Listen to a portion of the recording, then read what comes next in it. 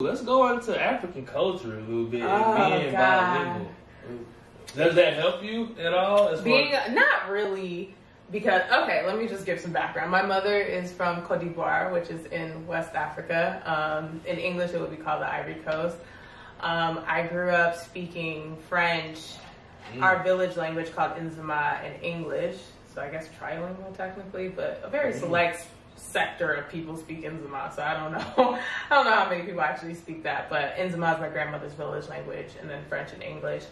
I use my French, but I don't have to use it a lot at work. Spanish tends to be more of a helpful second language. I will say that because I grew up speaking French, it is very difficult for me to learn Spanish. Like any Latin-based language, like Spanish, Italian, Portuguese, like my brain just, it's like does not compute. Because it's like what I'll end up doing is just speaking French and it doesn't help anything. So it is difficult for me to learn Latin-based languages because of that. But I mean, I use it. Well, you just heard me talk to my mom. Like, you know, I speak to my mom in French, speak to my family members in French. I have used it when it has come up for me to use it. But aside from that, it doesn't really help me much at work. Spanish would be a lot more helpful. Gotcha. If I could. I'm sure I could try to learn Spanish, but I haven't tried since probably undergrad, so. Got you. Yeah. I see, you know, I follow you on Instagram. I look into the stories. You know, I know you like fashion. I know you like food. You know what I'm saying? Love food. Right. You know, love food. Talk about being a foodie and places that you like to go eat. Oh, man. Where don't I like to go eat? That's the real question. I don't eat at chain restaurants. That's maybe a hard and fast dating rule. But for the most part, I try not to eat at chain restaurants. I've always loved food. The foodie part of me is the soul doing of my mother. That is Marceline Egnan through and through. Mainly because, you know, I grew up, you know, West African, so my cuisine was a little bit different from the environment that I was used to.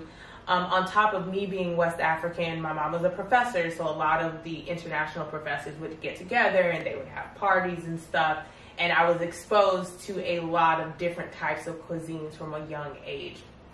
And my mother also working in agriculture, you know, like I was like out at farms. Like I was at farms, you know, like I saw food, like this is how it grows in the ground and this is how it's processed and gets to your grocery shelves. And my mom taught me like, hey, like you don't call anybody's food nasty or you don't call anyone's food disgusting. Like you have respect for food. So I have that respect, and then, you know, she's a little bougie.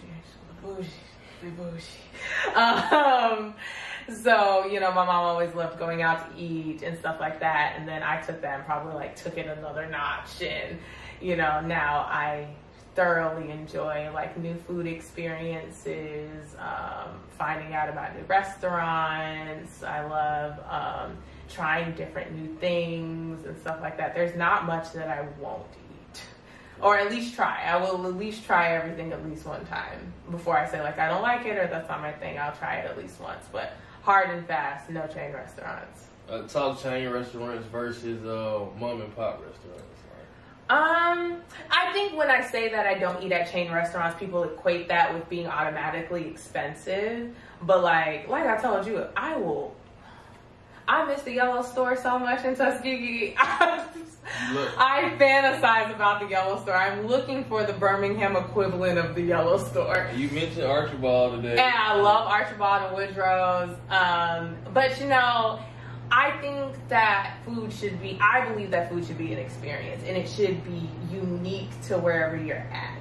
So, you know, I'm not attracted to the fact that it's like, let's take Fleming's or a Perry's or something like that. Like, it's like, I could go to Fleming's or Perry's in Birmingham. I could also go in Houston. I could also go in Nashville. Like, where's the uniqueness of the experience if I'm going to get the same food no matter what city I'm in? Like, that doesn't, it takes away from, like, the value. For me, it takes away from the value of the experience. So, you know, I like foods that are just, like, unique to that city. Because for me, it's like, this experience was unique to the city, and now I have to go back to this city if I want that experience again. And that's more of what I value. You're getting a real, real feel for what the city got. Right, and that's like everything from like something like a yellow store.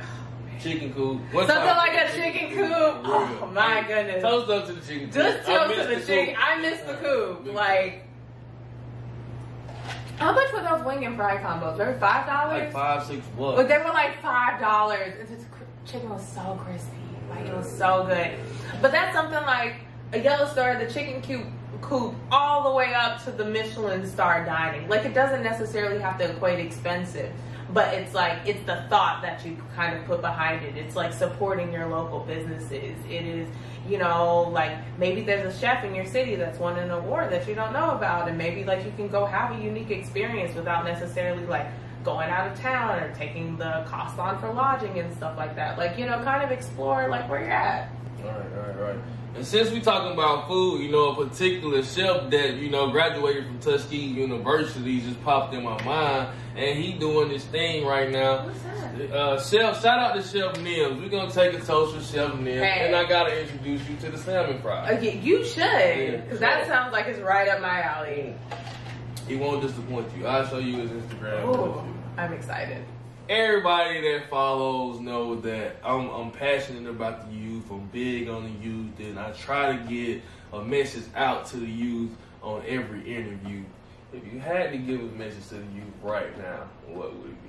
I'm going to reinterpret your question as what I would tell my younger self. I like that. I think if I could talk to Luckie in like her teenage years, I would tell her to stop caring what other people think about you.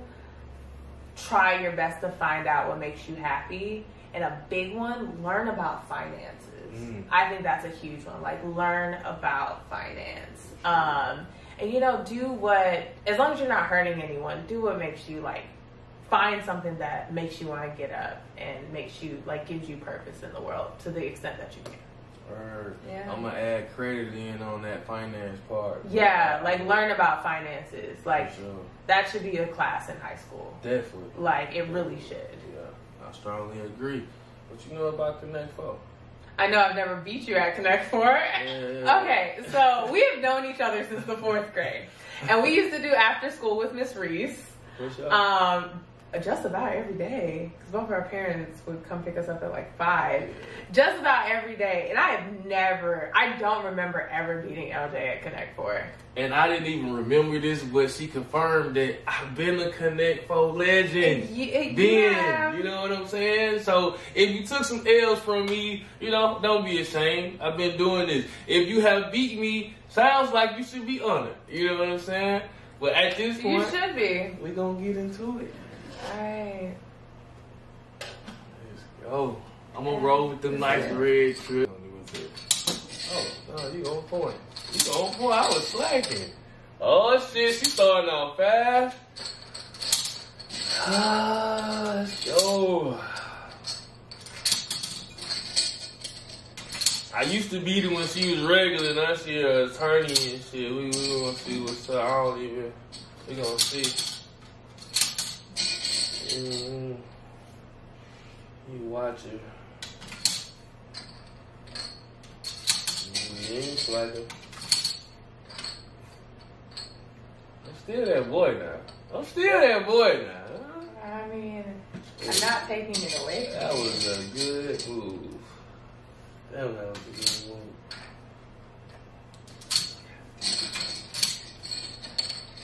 You got me playing fast. I actually don't like that. I need to slow down. What do you mean you need to slow down? Why would you need to slow down? You've been playing at your pace. And I think you're working on something that I don't know what yet.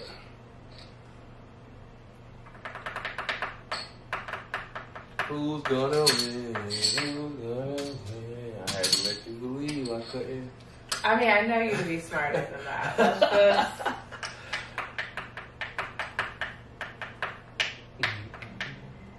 What's she gonna do, y'all? Is she gonna take me out? I would be happy if I got a draw. Alright, we head in that direction. We playing for a plate of Archibald too. I told her. He's paying for my Archibald, and I'm excited. You gotta win first. We gonna see. Let's see. Damn. Yeah, maybe I went for the right.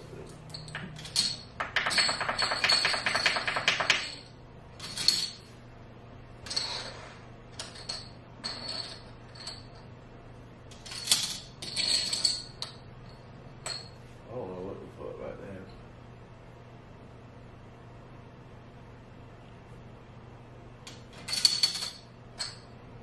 I ain't do no dumb shit.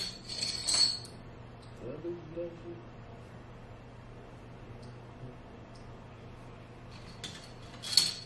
Seriously?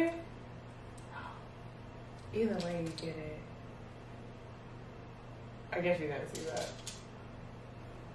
Hell nah, I didn't see that. You shouldn't have said that. Oh! Yeah, but And victory is mine! Let's go.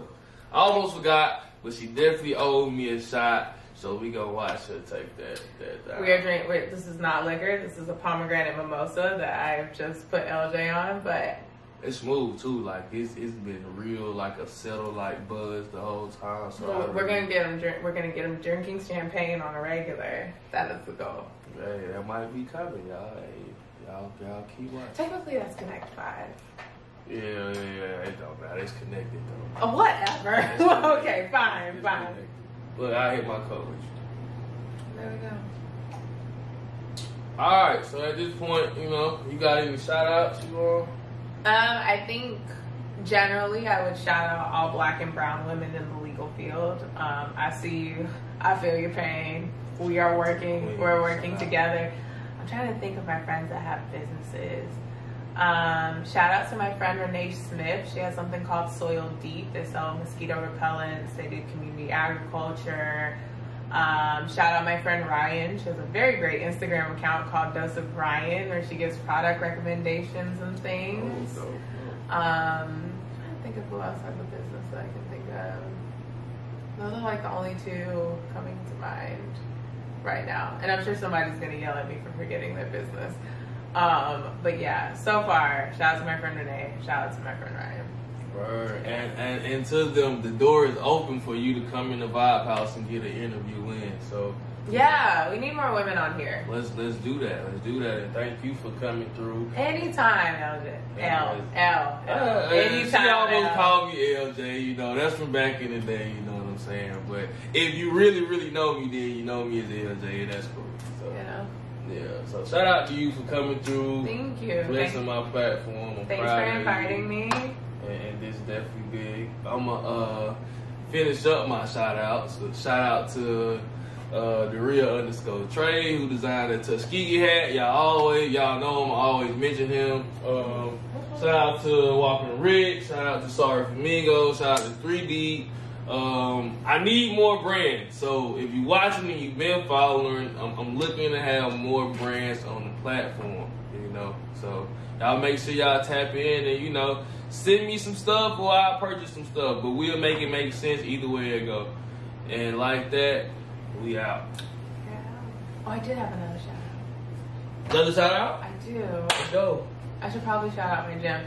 You? Yeah. No, but it's like owned by a Black man. Like it's a completely Black owned gym. So, shout out to I Am Love Fitness Studios. The owner is Trey and my personal trainer is Callie. So shout out to them.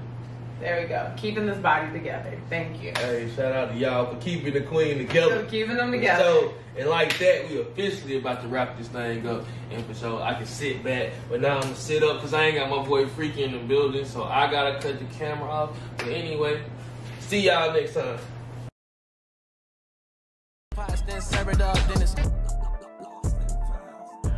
They have crop tops. What's next?